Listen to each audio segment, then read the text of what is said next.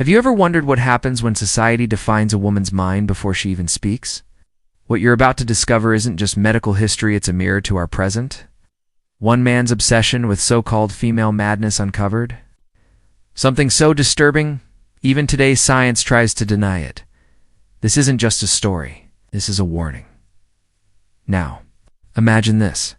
It's 19th century Paris. A grand amphitheater glows dimly under flickering gas lamps. The room is silent, filled with doctors, nobles, and even famous artists like Edgar Degas. All eyes are fixed on a single woman lying on a velvet couch. Her body twists in strange, unnatural ways. Her back bends like a bow. Ours roll back. Strange sounds come from her mouth. Not quite laughter. Not quite screams, something in between. The audience leans forward, completely hypnotized. This isn't a normal medical class. This is one of Jean-Martin Charcot's famous Tuesday lectures. Here, female hysteria wasn't just studied, it was performed like theater. Charcot, known as the father of modern neurology, wasn't just a doctor. He was a performer, a mental. Detective and some even whispered he was a puppet master. His patients, almost all, were women. He displayed them like part of a bizarre show. Their symptoms included paralysis, seizures, emotional breakdowns, erotic visions, and uncontrollable crying. But here's the disturbing part. Many of these women weren't actually sick, not the way we think of sickness. They were following a script written not just by their minds, but by society's expectations. Charcot's biggest discovery? Hysteria wasn't a disease of the body, it was a condition created by culture.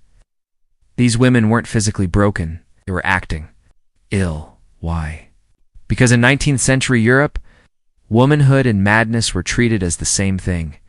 If a woman was too passionate, she was called hysterical. She didn't want to marry, she was hysterical. She wanted power, education, or even attention again, hysterical. But Charcot didn't just observe. He turned hysteria into a tool. He hypnotized these women, triggering their dramatic episodes at will. Under his control, they changed one moment, delicate and innocent. The next, wild and screaming. Sometimes trembling victims, other times dangerously seductive, and the public was obsessed. Newspapers called it the most fascinating horror show in Paris. Artists painted the scenes. Scientists took notes, but no one dared to ask the deeper question. What if these women weren't broken at all? What if they were the sanest people in the room? Take the case of Blanche Whitman, Charcot's most famous patient, known as the Queen of Hysterics. She could instantly shift personalities, one moment a crying child, the next a furious predator. Under hypnosis, she described dreams full of violence, seduction, and power. Charcot recorded everything. But here's what he didn't. Right. Blanche wasn't insane. She was surviving. In a world where women had no voice, hysteria became her voice. In a world where they had no power, emotional breakdowns became power. And then came the twist that shocked even scientists. Years later, when photography improved, experts re-examined Charcot's photos of hysterical fits. What they found was chilling. The women were copying each other. Their poses, their expressions, their spasms, they weren't random. They were learned, repeated, practiced. This wasn't biology. This was performance. This wasn't nature. This was culture. These women had been trained, maybe unconsciously, to be hysterical, you might say. That's just old history. But ask yourself, has anything really changed? Today we call it conversion disorder or borderline personality. But the truth stays the same. Women are still diagnosed with mental illness more often than men. They're still labeled crazy for being emotional, for being strong, for wanting more, for demanding space.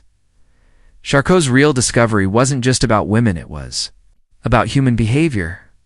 We perform what society rewards, become what the world expects. Sometimes, when the world is insane, the sanest response is to play the mad one.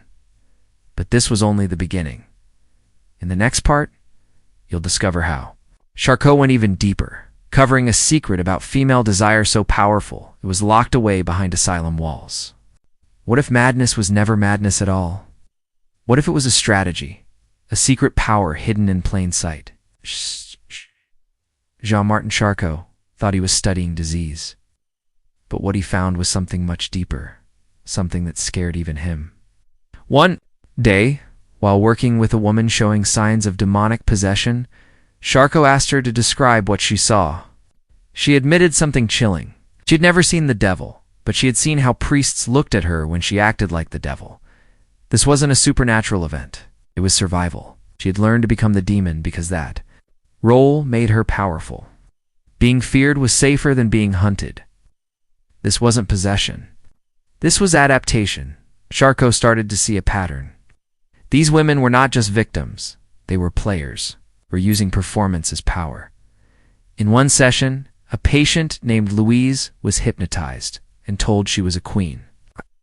Ordered Charcot to kneel, and to everyone's shock, he did.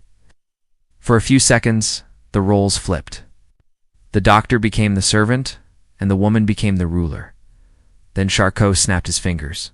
Louise dropped back into silence. The audience breathed a sigh of relief. Natural order was back. But the message was clear. This was never just about sickness. It was about control, and the women knew the game better than the men. Today, we use different words. Not hysterical, but borderline, dramatic, or simply crazy. But the game remains the same. A single woman's tears can destroy a man's career. False accusation can end a life. An emotional outburst can shift an entire courtroom. Charcot proved something society didn't want to hear. Female behavior isn't weak. It's strategic. And when used right, what looks like weakness becomes deadly strength. His most shocking case. A woman known as the Grand Hysteric. Her fits were so violent 6 men had to hold her down. Screaming, shaking, twisting. It looked like pure madness. But Charcot found the truth. She was faking it all. Every scream was timed. Every movement was calculated. Why? Because in that moment, with 6 men wrestling her to the ground, she was in charge. She controlled the entire room. This was the dark heart of it all. Greater than even in submission, there is dominance. Even in madness, there is method, Charcot knew. By the end of his life, he stepped away from hysteria research. Some say it was guilt. Some say fear. Maybe it was something simpler. He realized he wasn't the scientist anymore. He had become the subject. But the most dangerous truth was still ahead. In the next chapter, you'll learn why society fears female sexuality so deeply, and how that fear has shaped religions, laws, and wars for centuries. What if everything we thought about strength was wrong? What if the strongest men were not the ones who never cried, but the ones who dared to feel? For years, women were called hysterical for wanting power. But men, they were called weak for wanting love? Take the story of Edouard, a 30-year-old banker in Paris in the 1880s. On the outside, he had everything: status, money, respect. But inside, he was falling apart. He was admitted to Salpêtrière Hospital for what they called nervous exhaustion. His symptoms, his panic attacks, insomnia. And the worst one, according to society back then, he cried. That was enough to label him male. Hysteria. But Dr. Charcot, one of the most famous neurologists of the time, saw something others missed. He didn't think Edouard was sick. He thought Edouard was tired of pretending, tired of acting like the strong, emotionless man society told him to be, tired of a world where his only accepted feelings were anger or silence. So Charcot tried something new. He hypnotized Edouard. And what happened next was extraordinary. Edouard didn't shake or scream like the women patients. He just cried. He cried like a child.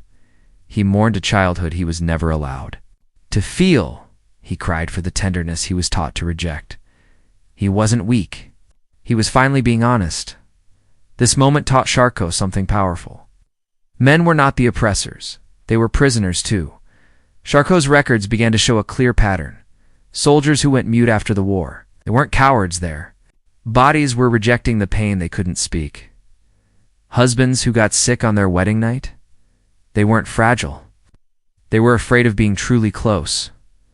Fathers who ran away from their families. They weren't heartless. They were drowning in expectations they never asked for. This wasn't failure. This was humanity. But society didn't see it that way. It labeled men's emotions as weakness. just like it labeled women's ambition as madness. The difference. Women were shamed for wanting too much. Men were shamed for feeling too much. In 1893, Charcot did something radical. He invited men into his lectures not as doctors, but as patients. The first session was chaos. Grown men, lawyers, workers, even nobles stood in front of everyone and cried. They wept while women watched. The press called it obscene. The medical board tried to take Charcot's license, but then one man spoke. His words silenced the whole room. He said, "I've paid women not for sex, but just to hold me, just to feel like I was a person again." In that moment, something changed. The strong men and the hysterics saw the truth.